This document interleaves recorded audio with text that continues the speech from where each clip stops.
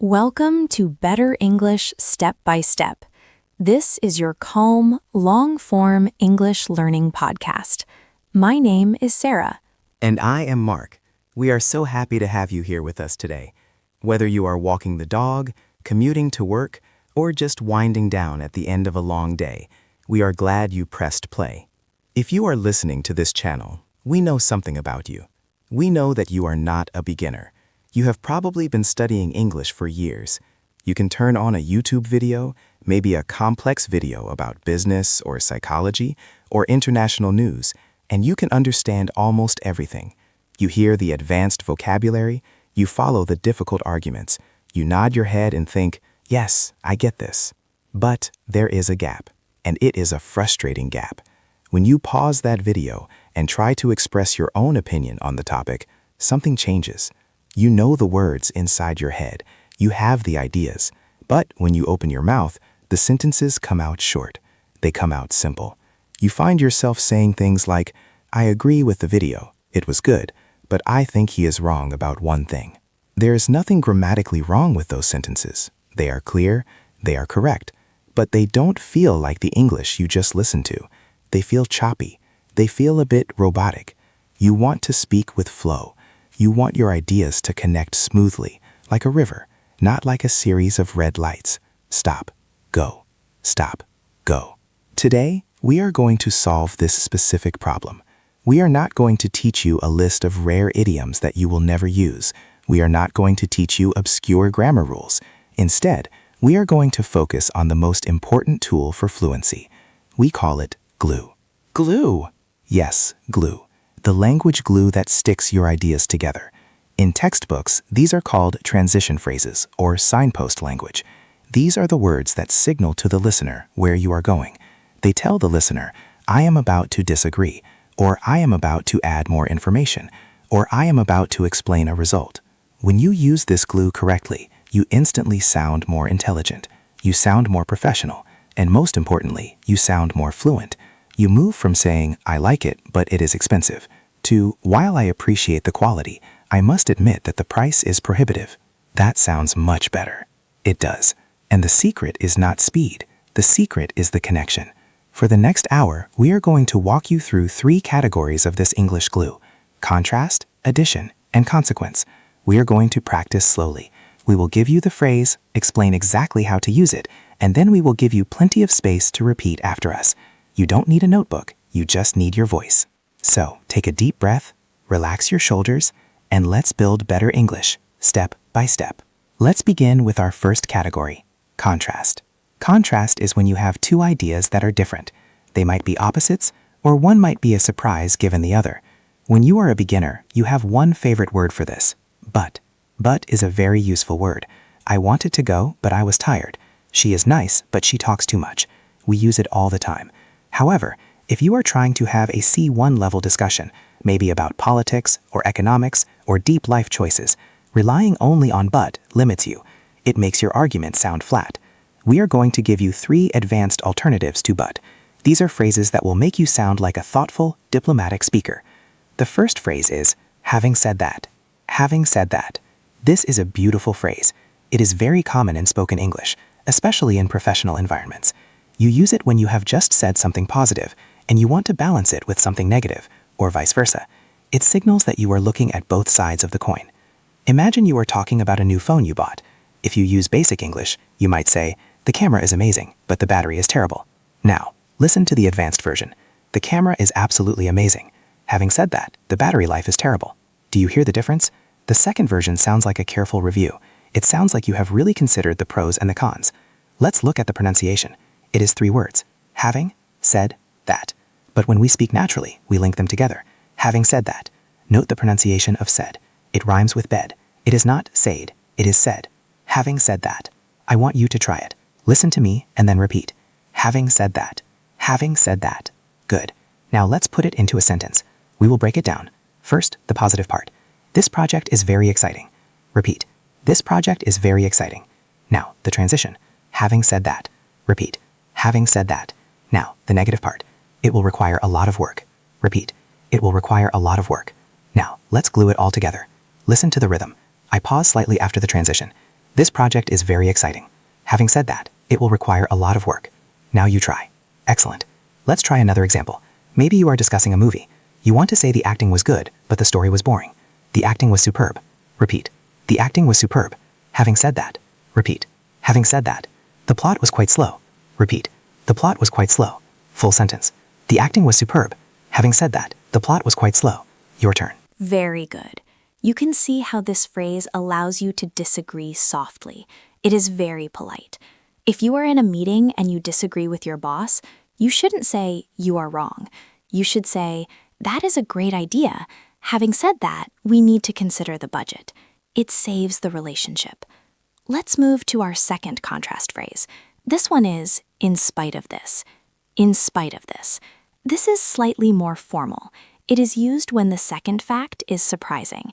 It shouldn't have happened because of the first fact, but it did. For example, he didn't study at all. In spite of this, he passed the test. The basic version would be, he didn't study, but he passed. In spite of this adds a feeling of surprise or impressive achievement. Let's check the pronunciation. In spite of this. The of is very weak. It sounds like of, in spite of this. Let's practice. In spite of this. In spite of this. Let's use a weather example. It was raining heavily. Repeat. It was raining heavily.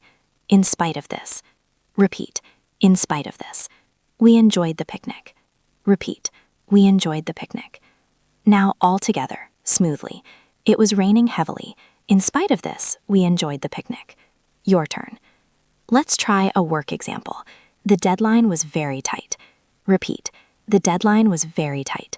In spite of this. Repeat. In spite of this. The team delivered high-quality work. Repeat. The team delivered high-quality work. Full flow. The deadline was very tight. In spite of this, the team delivered high-quality work. Your turn. Notice the intonation. Your voice goes down at the end of the first sentence. Then it goes up slightly on in spite of this, and then down again. It has a musical quality. The deadline was very tight. In spite of this, the team delivered high-quality work. Our third contrast phrase is conversely. Conversely. This is a single word, but it is a powerful one. It is used when you are comparing two different subjects that behave in opposite ways. It is perfect for describing trends, or comparing products, or discussing social changes. For example, younger people prefer texting. Conversely, older people prefer calling. Basic English would use but or while. Younger people like texting, but older people like calling. Conversely makes it sound like a structured analysis. Pronunciation is key here. The stress is on the second syllable, conversely, not conversely, conversely.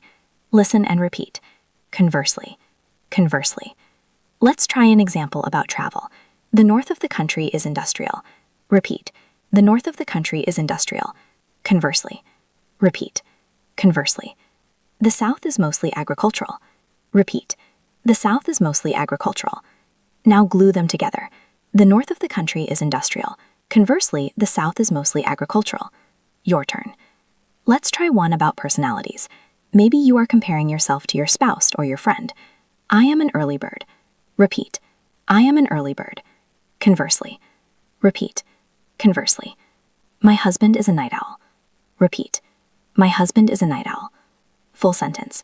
I am an early bird. Conversely, my husband is a night owl. So we have 3 tools for contrast.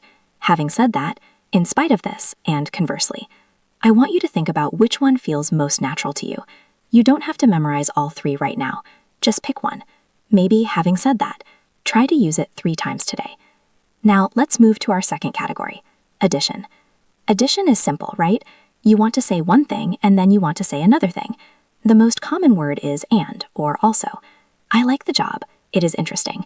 Also, the people are nice. This works. It gets the message across.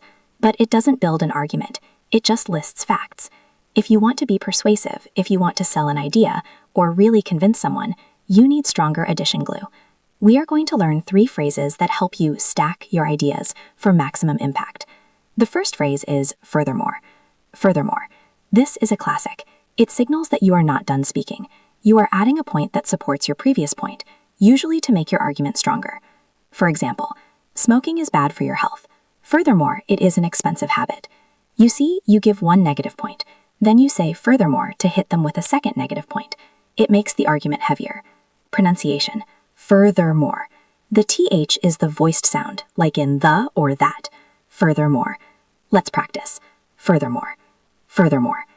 Let's imagine you are recommending a candidate for a job. She has the right qualifications. Repeat. She has the right qualifications. Furthermore. Repeat. Furthermore. She has 5 years of experience. Repeat. She has 5 years of experience. Together. She has the right qualifications. Furthermore, she has 5 years of experience. Your turn. Let's try a negative example. Maybe you are complaining about a hotel. The room was dirty. Repeat. The room was dirty. Furthermore. Repeat. Furthermore. The staff were rude. Repeat. The staff were rude. Together. The room was dirty. Furthermore, the staff were rude. Your turn. Do you feel how strong that is? Furthermore acts like a hammer driving the nail in deeper. It is much stronger than also. Our second addition phrase is, not only that, but. Not only that, but. This is my favorite. It is very dynamic. It creates a little bit of suspense. It tells the listener, you think that was good? Wait, I have something even better. Or, you think that was bad? Wait, it gets worse. It is very common in storytelling. He missed his flight. Not only that, but he lost his luggage. If you said, he missed his flight and lost his luggage, it is a sad fact. When you say, not only that, but, it becomes a dramatic story. Let's look at the rhythm. It's a chunk. Not only that, but. The stress usually falls on that. Not only that, but. Listen and repeat. Not only that, but. Not only that, but. Let's try a positive example. This computer is fast. Repeat. This computer is fast. Not only that, but. Repeat. Not only that, but. It is very affordable. Repeat. It is very affordable. Full flow. This computer is fast. Not only that, but it is very affordable. Your turn. Let's try a story example. We got lost in the forest. Repeat. We got lost in the forest. Not only that, but. Repeat. Not only that, but. It started to get dark. Repeat. It started to get dark. Together. We got lost in the forest. Not only that, but it started to get dark. Your turn. This phrase is excellent for keeping people's attention. It forces them to listen to the second part of your sentence. Our third addition phrase is on top of that. On top of that. This is very visual. Imagine a pile. You put one thing down, then you put another thing on top of that. It is similar to furthermore, but it is slightly more conversational. You can use it with friends, or you can use it in business. I had a flat tire. On top of that, I forgot my phone. It emphasizes the accumulation of things. Pronunciation. On, top, of, that. But we link it. On top of that. Often the of becomes just a schwa sound. On top of that. Let's practice. On top of that. On top of that. Let's use a business example. The marketing strategy is innovative. Repeat. The marketing strategy is innovative. On top of that. Repeat. On top of that. It is cost-effective. Repeat. It is cost-effective. Together. The marketing strategy is innovative. On top of that, it is cost-effective. Your turn. Let's try a personal example. I have a headache. Repeat. I have a headache. On top of that. Repeat. On top of that. I have a lot of work to do. Repeat. I have a lot of work to do. Together. I have a headache. On top of that, I have a lot of work to do. Your turn. So for addition, we have furthermore, not only that, but, and on top of that. These phrases prevent you from sounding like a shopping list. They help you build a narrative. Now, let's move to our third and final category for today, consequence. Consequence is about cause and effect, action and reaction. In basic English, we use so. I was hungry, so I ate. He was late, so he missed the meeting. So is the glue we use 90% of the time, but because we use it so much, it loses its power. If you are explaining a complex logical argument, like why your company should change its strategy, or why you made a certain life decision, Using so can make you sound a bit casual. We want to upgrade so to phrases that sound logical and authoritative. The first phrase is for this reason. For this reason. It is simple but very effective. It points back to what you just said and points forward to the result. It is very clear. The market is changing rapidly. For this reason, we need to adapt. Compare that to, the market is changing, so we need to adapt. For this reason sounds like a leader speaking. Let's practice the pronunciation. For this reason. Listen and repeat. For this reason. For this reason. Example, I want to improve my health. Repeat, I want to improve my health. For this reason. Repeat, for this reason. I have started running. Repeat, I have started running. Together, I want to improve my health. For this reason, I have started running. Your turn. Let's try a more formal one. Privacy is important to our customers. Repeat, privacy is important to our customers. For this reason. Repeat, for this reason. We have updated our security policy. Repeat, we have updated our security policy. Together, privacy is important to our customers. For this reason, we have updated our security policy. Your turn. Excellent. It feels structured, doesn't it? Our second consequence phrase is consequentially. Consequentially. This is a big word. It has 4 syllables. Con-se-quen-shul-li. It is the adverb form of consequence. It sounds very intellectual. You will hear this often in the news, in lectures, or in serious podcasts. The demand for oil decreased. Consequentially, prices fell. Pronunciation. Con-se-quen-shul-li. Be careful not to say consequentially. It is just consequentially. Listen and repeat. Consequentially. Consequentially. Let's try an example about studying. She missed a lot of classes. Repeat. She missed a lot of classes. Consequentially. Repeat. Consequentially. She struggled with the exam. Repeat. She struggled with the exam. Together. She missed a lot of classes. Consequentially, she struggled with the exam. Your turn. This phrase is great for writing emails too. If you have to explain a problem to a client, using consequentially makes you sound professional even when discussing bad news. Our final phrase for consequence is as a result. As a result. This is the most versatile of the 3. You can use it anywhere. It is perfect for linking a past action to a present situation. He forgot to set his alarm. As a result, he is late. Pronunciation. As a result. The S in as sounds like a Z. As. And we link it to the A.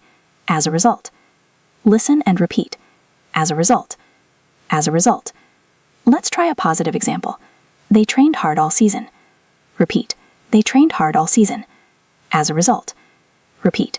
As a result. They won the championship. Repeat. They won the championship. Together. They trained hard all season. As a result, they won the championship. Your turn. One more example. I saved money every month. Repeat. I saved money every month. As a result. Repeat. As a result. I can afford a new car. Repeat. I can afford a new car. Together. I saved money every month. As a result, I can afford a new car. Your turn. So for consequence, we have for this reason, consequently, and as a result. These are your tools for logic. Now, we have covered a lot of ground. We have learned 9 new phrases. For contrast, having said that, in spite of this, conversely. For addition, furthermore, not only that but, on top of that. For consequence, for this reason, consequently, as a result. It is a lot to take in, and right now you might be thinking, okay, I understand them, but can I use them? Knowing the definition is step 1, but step 2 is feeling the flow. We want to show you how these phrases work together to create a complex, fluent paragraph. We are going to do a flow challenge. We are going to pick a topic. Let's choose something common in advanced English discussions, remote work versus office work. I am going to speak a short paragraph about this topic. I will use one phrase from each category we learned today. I want you to just listen first. Close your eyes if you can. Listen to the music of the paragraph. Listen to how the ideas connect. Here is the paragraph. Working from home offers incredible flexibility. Having said that, it can sometimes feel lonely. Furthermore, you miss out on face-to-face collaboration with colleagues. For this reason, many companies are now adopting a hybrid model. Did you hear it? Let's break it down. First, I stated a positive fact. Working from home offers incredible flexibility. Then I used contrast to introduce a negative aspect. Having said that, it can sometimes feel lonely. Then I used addition to add another negative aspect. Furthermore, you miss out on face-to-face collaboration. Finally, I used consequence to explain the result of these facts. For this reason, many companies are adopting a hybrid model. Did you hear it? Let's break it down. First, I stated a positive fact. Working from home offers incredible flexibility. Then I used contrast to introduce a negative aspect. Having said that, it can sometimes feel lonely. Then I used addition to add another negative aspect. Furthermore, you miss out on face-to-face collaboration. Finally, I used consequence to explain the result of these facts. For this reason, many companies are adopting a hybrid model. Did you hear it? Let's break it down. First, I stated a positive fact. Working from home offers incredible flexibility. Then I used contrast to introduce a negative aspect. Having said that, it can sometimes feel lonely. Then I used addition to add another negative aspect. Furthermore, you miss out on face-to-face collaboration. Finally, I used consequence to explain the result of these facts. For this reason, many companies are adopting a hybrid model. Did you hear it? Let's break it down. First, I stated a positive fact. Then I used contrast to introduce a negative aspect. Having said that, it can sometimes feel lonely. Then I used addition to add another negative aspect. Furthermore, you miss out on face-to-face collaboration. Finally, I used consequence to explain the result of these facts.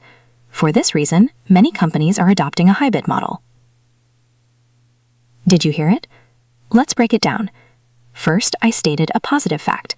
Then I used contrast to introduce a negative aspect. Having said that, it can sometimes feel lonely. Then I used addition to add another negative aspect. For this reason, many companies are adopting a hybrid model. Then I used consequence to explain the result of these facts. For this reason, many companies are adopting a hybrid model. Did you hear it? Now, the whole thing. Deep breath, find the rhythm. Working from home offers incredible flexibility. Having said that, it can sometimes feel lonely. Furthermore, you miss out on face-to-face collaboration. For this reason, many companies are adopting a hybrid model. How did that feel? Did you feel like you were speaking a bit more formally than usual? That is good. That is the feeling of upgrading your English. Let's try one more flow challenge. This time, let's talk about learning a language. Here is the paragraph. Listen first. Learning English is a long journey. In spite of this, it is incredibly rewarding. Not only that, but it opens up career opportunities worldwide.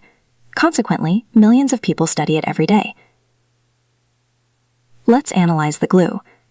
In spite of this connects the difficulty, long journey, with the positive emotion, rewarding. Not only that, but adds the practical benefit, career opportunities. Consequently, explains the global behavior, millions study it. Let's shadow it, sentence by sentence. Learning English is a long journey. Repeat. In spite of this, it is incredibly rewarding. Repeat. Not only that, but it opens up career opportunities. Repeat. Consequently, millions of people study it every day. Repeat. Now the whole thing. Deep breath, find the rhythm. Learning English is a long journey.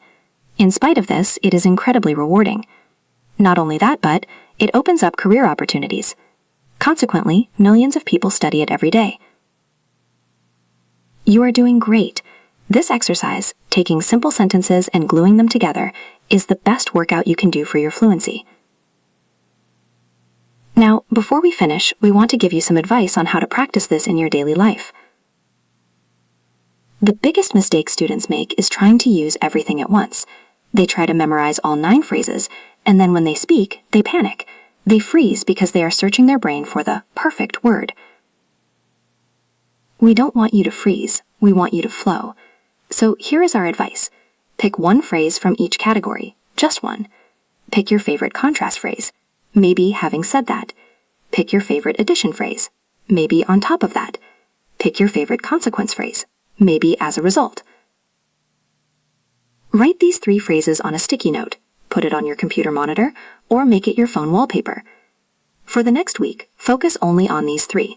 Whenever you write an email, check if you can use as a result instead of so. Whenever you are telling a story to a friend, try to use on top of that instead of and. Get comfortable with them. Make them yours. Once they feel automatic, once you don't have to think about the pronunciation, then come back to this video. Pick 3 new ones and start again. This is the step-by-step method. You build your house 1 brick at a time. If you try to build the whole wall at once, it falls down. If you lay 1 brick perfectly, then the next, eventually you have a strong, beautiful house. We have covered a lot today. We talked about why B2 learners sound choppy. We introduced the concept of glue. We drilled 9 powerful phrases, and we practiced weaving them into full paragraphs. We hope you feel a little bit more confident. We hope you feel that C1 fluency is not a magic trick. It is just a set of tools. And today, you put some new tools in your toolbox. If you enjoyed this calm, long-form lesson, please consider subscribing to the channel. We are creating a library of these audio guides, covering tenses, prepositions, vocabulary, and more, all designed to help you relax and learn. And if you found the flow challenge helpful, please hit the like button. It tells us that you want more practice like that in future episodes. We have one final challenge for you before you go, a small homework assignment for the next 24 hours. We want you to ban the word but, just for 1 day. Every time you are about to say but, catch yourself. Stop, take a breath, and use one of your new phrases. Having said that, however, in spite of this, it will be hard. You will speak slower. You might stumble. That is okay. That struggle is your brain growing. That is the feeling of learning. Thank you so much for listening. Thank you for studying with us. You are doing the work, and the results will come. Keep listening, keep repeating, and remember, better English happens step by step. Until next time, goodbye.